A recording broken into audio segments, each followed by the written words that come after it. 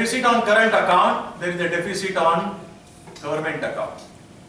So whenever a country has twin deficit, which means gross fiscal deficit and current account deficit, the country gets into a double financing problem, which means we have to finance current account deficit, you have to finance gross fiscal deficit. The situation improves if your primary fiscal deficit or primary fiscal balance is positive, which means you will have the money provided you are earning enough revenues to pay for interest. So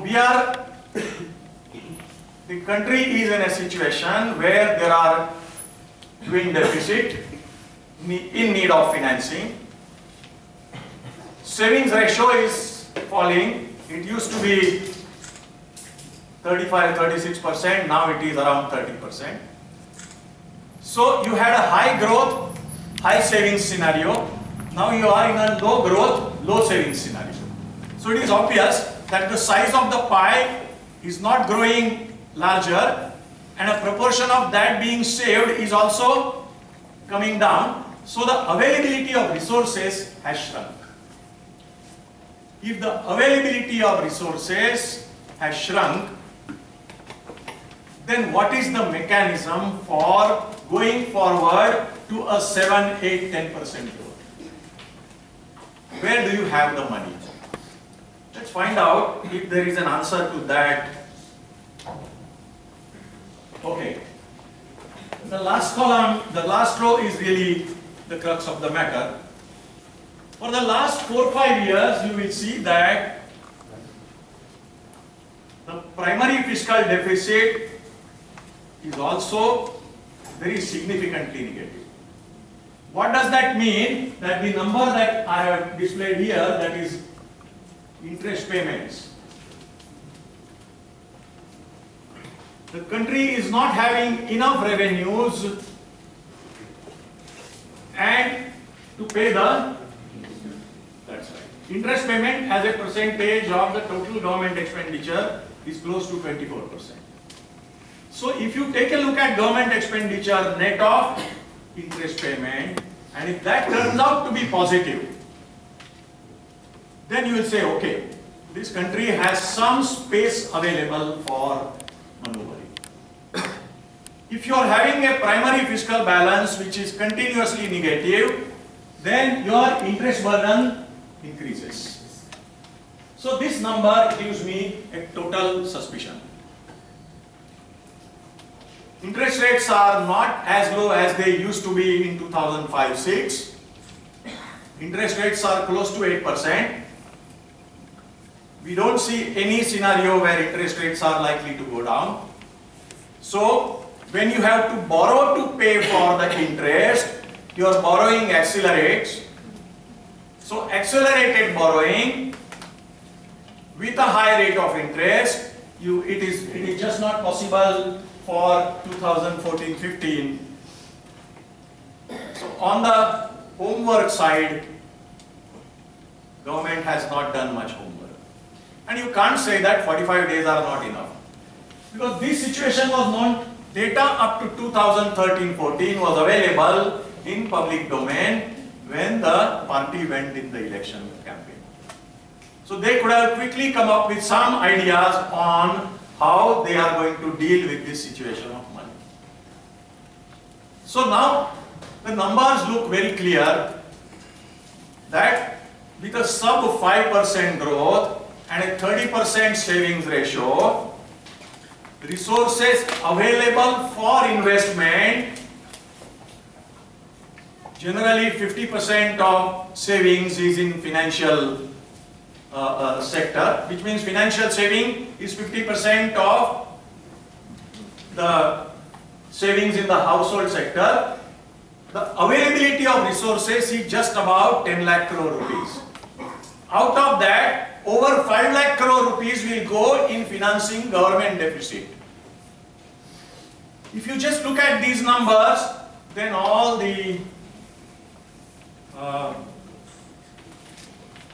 proposals or intentions that Mr. Jaitley is talking about, they look very seriously suspicious. Suspicious just because I'm not questioning the intention. Yes, on intention there are very seriously positive intention. He's saying that okay, there is a roadmap, 7 to 8% growth after 2 years, fiscal deficit will go down from 4.5 to 3.6 to 3.1. But there is no mention of primary fiscal balance turning positive. There is no mechanism to make sure that current account balance will be positive. Now there is no magic wand to this. A country which has a primary fiscal deficit and a current account deficit just finds it hard to get money. That's the reality. So even an honest, functioning, governance-oriented infrastructure, governance-oriented party, I don't think they will have enough space. What I am talking about is, do they have the financial space to execute the programs that they are talking about? Probably some smart people in BJP knew that, and therefore they said, let's have PPP. So go through the budget very carefully.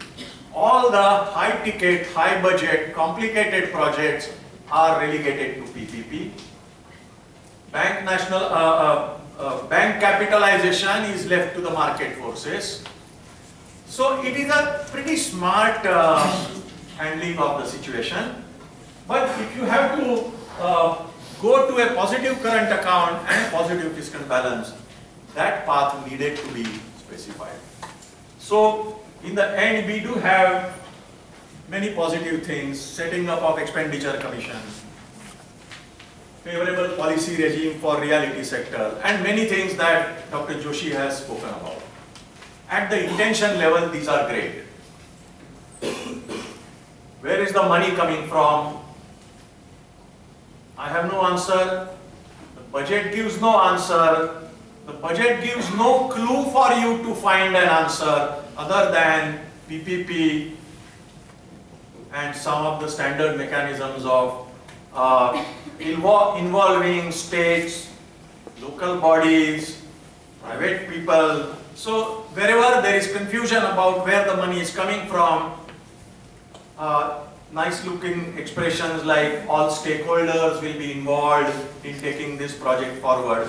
So all in all, we have to wait to see the outcome of what happens. Intentions are fantastic.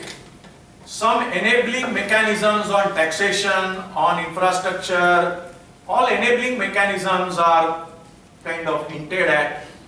There is enough in the budget for us to get convinced that this government has the willingness, but I don't see any mechanism by which they will get the financial space required to take this country forward. Thank you.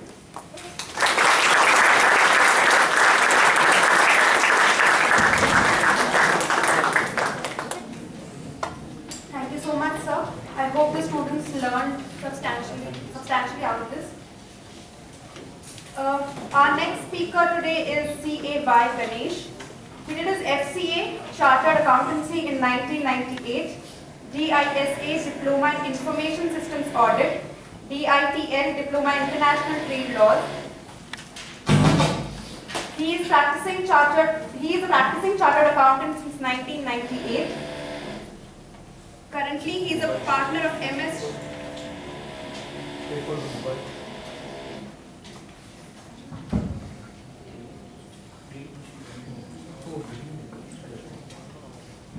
He is a practicing chartered accountant since 1998.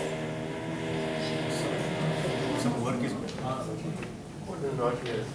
Currently, he is a partner of MS Shabir and Ganesh, Chartered Accountants, Udupi, Guest Faculty of Taxation and Audit Subjects at MGM College, Udupi, Purna Prajna College, Udupi, KS Hegde Institute of Management, NITE, Srinivas College of Management, Bangalore.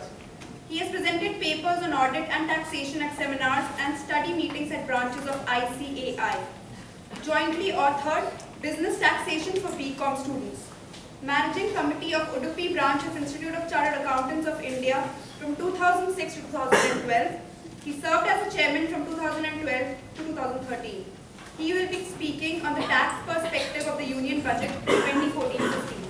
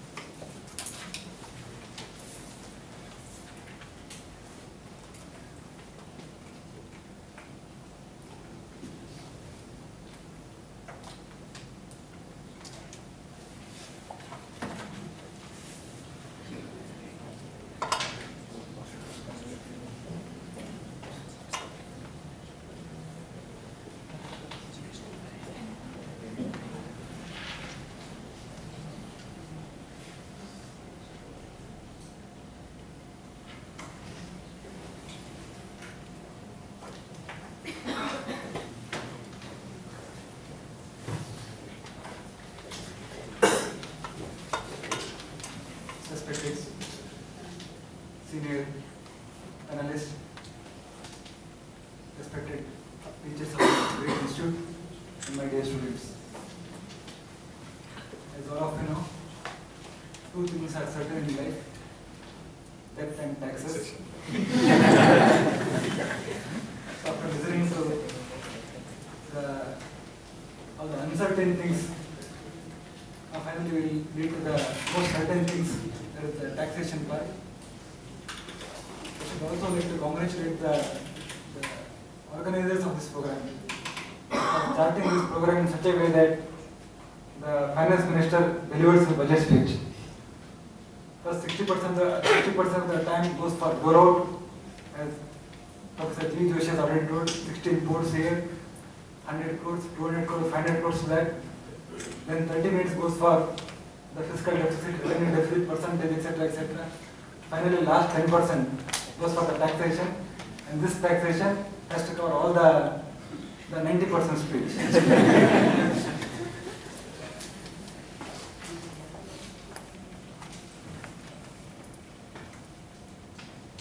As all of you know, in a country like India, which we ourselves call it as a developing country, so tax forms one of the fundamental parameters of any project or any business. If you do not consider tax in your project, the business feasibility itself goes amok. So that's why, the taxation is one of the most important things when you go for a new business or you restructure a new existing business or plan for a diversification. So these are the estimated tax collections for the year. Corporation tax, nothing but the income tax paid by the companies, 4,51,005 crores. Income tax, 2,84,000 crores. Wealth tax, customs duty, union excise duty, service tax, and finally taxes on the union territories. So these are the total tax collection estimated for the year 2014-15. So the highlighted in service tax, 2,15,973 crores. I would like to highlight, G.V. Joshi has already told about this. So this is the first time the service tax is overtaking the other taxes. That is indirect tax, customs duty, and union excise duties. Both customs duty as well as excise duty we had since the date of independence, but this is a new baby. Service tax commenced from 1994, but within a span of just 20 years, it has a capacity of overtaking other two taxes, customs and union excise duties. So this gives the macroeconomic picture of the service sector overtaking the manufacturing sector. Now directly jumping into the amendments, the changes in the tax factor. First, the personal income tax, as already know, there are three slabs, simple, 2 lakh to 5 lakh 10%, 5 to 10, 20%, about 10, 30%. A small dolo of 50,000, so that your tax liability comes down by 5,000 rupees. The basic exemption limit has been increased from 2 lakh to 2 lakh 50,000. Regarding other types of entities, firms, cooperatives, local authorities, and companies. So there is no change in tax rate. So your projection becomes easy. For the 2 years, you can take the same rate of tax, 30% plus surcharge plus cess. Now coming to the additional tax measure. See, this is one of the creative mind here. There is a tax called the dividend distribution tax. All of you know, the rate of tax is 15%. Just by tweaking the sentence, the section, the government is gathering additional revenue under the present rate. So it is 15% on the taxes paid. If you give 100 rupees as a dividend, you simply pay 15 rupees as a DDT, dividend distribution tax.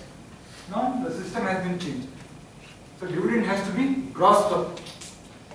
So dividend has to be grossed up by applying this formula: 100 into 15% divided by 1 minus 0.15. So that the outflow is 17.65. For every 100 rupee of dividend, we have to pay 17.65 as the tax. Basically, tax rate remains the same, please remember, but the method of applying the tax has been changing, and the outflow is more than 2.5%. Next, the unlisted security and debt mutual fund. So there was a confusion, and certain court laws also had added to the confusion. To clear this confusion, this amendment has been made. The holding period to attract the beneficial rate of long-term categories for unlisted security and units of mutual fund increased from 12 months to 36 months. Earlier, if you had any investment in any mutual fund, so if you are holding for more than 12 months, it would have been long-term. If it was less than 12 months, it would have been short-term. Now, the benefit has been restricted only to listed securities and equity-oriented mutual fund units. If it is a debt-oriented mutual fund units, then to be considered as a long-term, it should be more than 36 months. If it is less than 36 months, short-term, and it attracts a higher rate of tax. This is one of the most important demand of the corporate sector since last few years. As all of you know, the entire country is moving only on two business models now. One is infrastructure, other is housing. All other sectors have almost dead.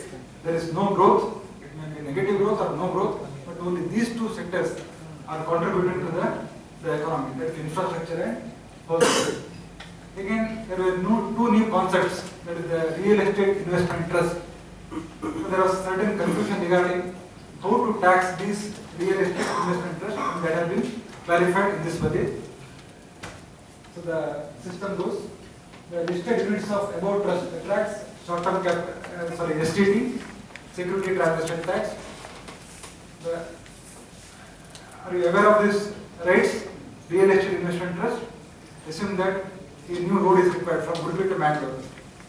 Sir, I think perhaps the instrument itself needs to be described. So, if you could describe the instrument, yes, or what is REIT all about, then the whole thing will be clear. So, real estate investment trust is a new entity. You can say it is a new entity. So, which caters only to the exclusive investment in either in real estate or in the infrastructure sector. So, a trust is formed. It's a business trust, similar to a mutual fund. Amount will be collected from the general public, and that amount will be invested in the real estate companies. Assume that GMR company. So they get the tender for this Mangalore to Udupi road.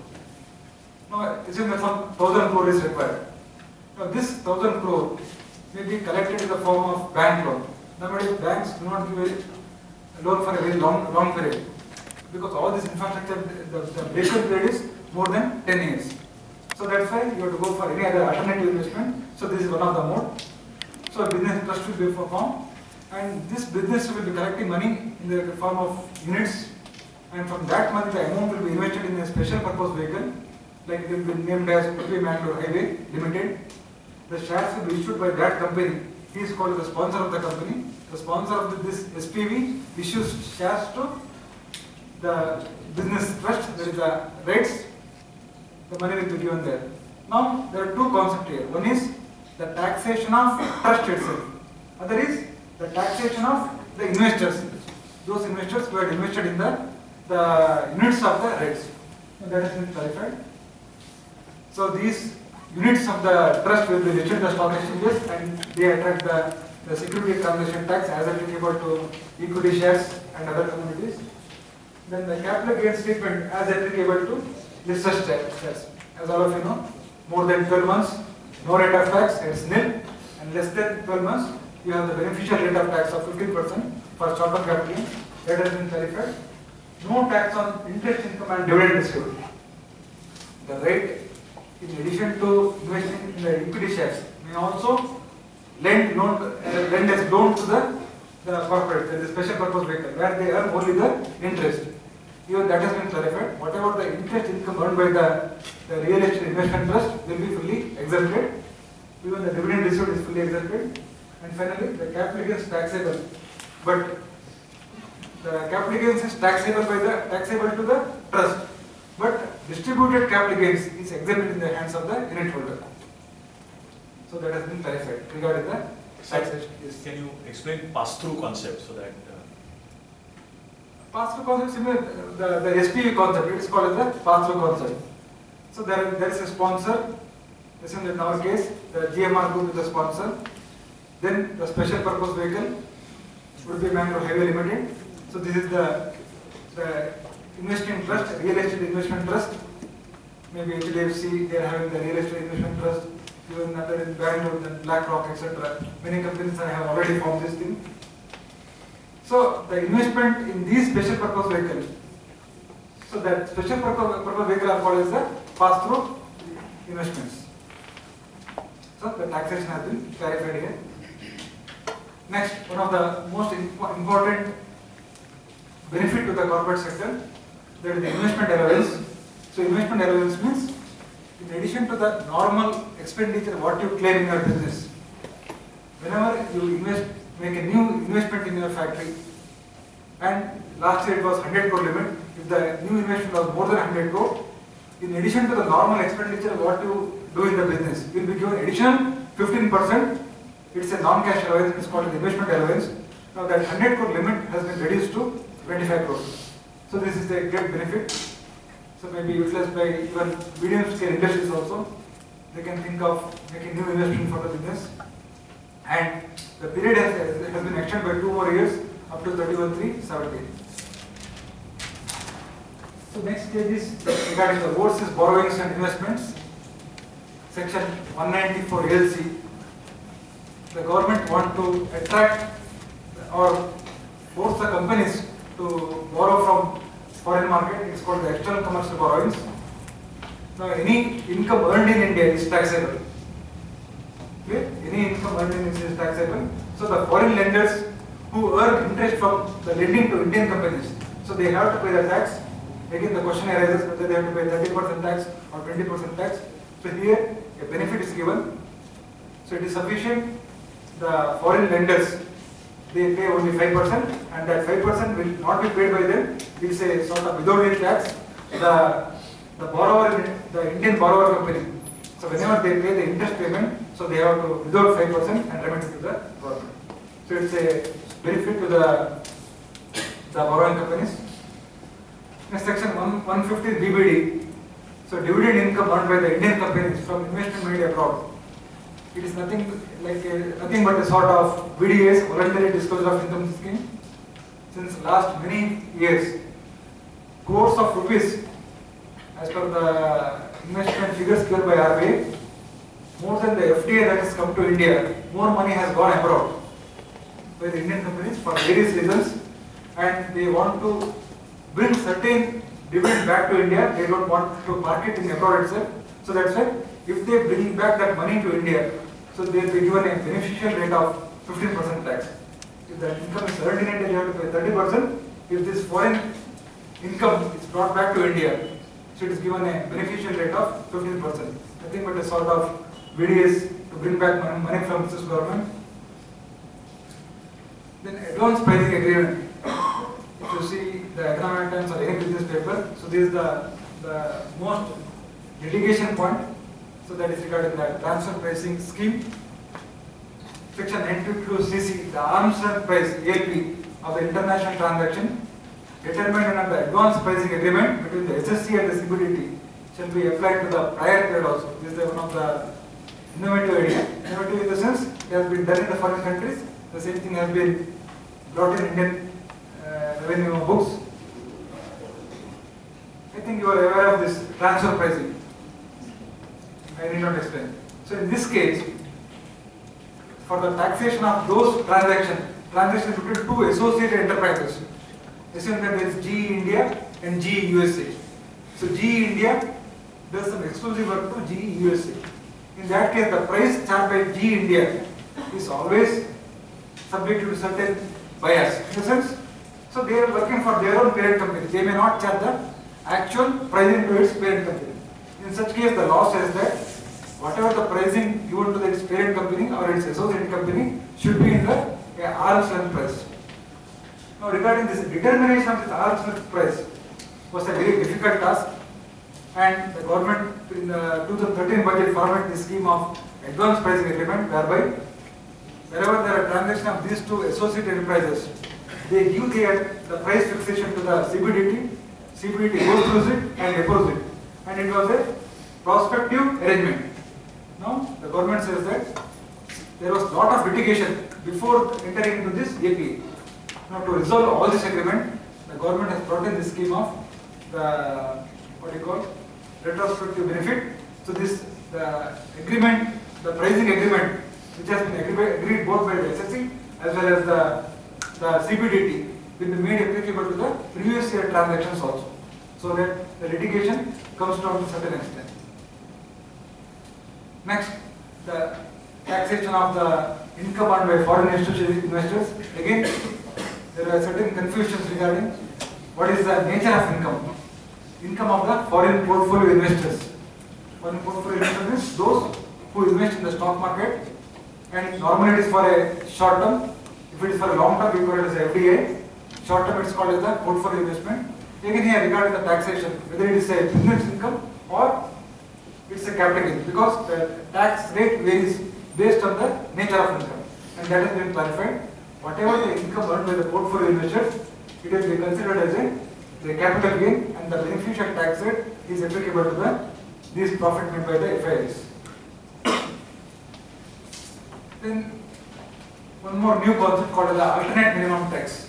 The corporates have the MAT and non-corporates have the AMT, alternate minimum tax. Now here again, just by making certain adjustments here, assume that you are a partnership firm, you are into either there is a section called the 35AD. If you establish a 100-bed hospital in a rural place, your income for 5 years is fully exempted. Your income for 5 years is fully exempted. Now through this amendment, what they have made is, the minimum tax is applicable even for such non-corporates. Assume that you have made a profit of 100 crores. Now you are having full deduction under section 35AD. So you reduce that, the deduction is claimed, and your taxable income will be 0. Now under this amendment, for the taxable income, you have to add back that benefits. You have to add back that benefit. Again, your profit taxable income comes to 100 crore, and that on that 100 crores, again you are liable to pay the tax rate of 18.5%. The normal tax rate is 30%. Instead of that, you have to pay the AMT of 18.5%.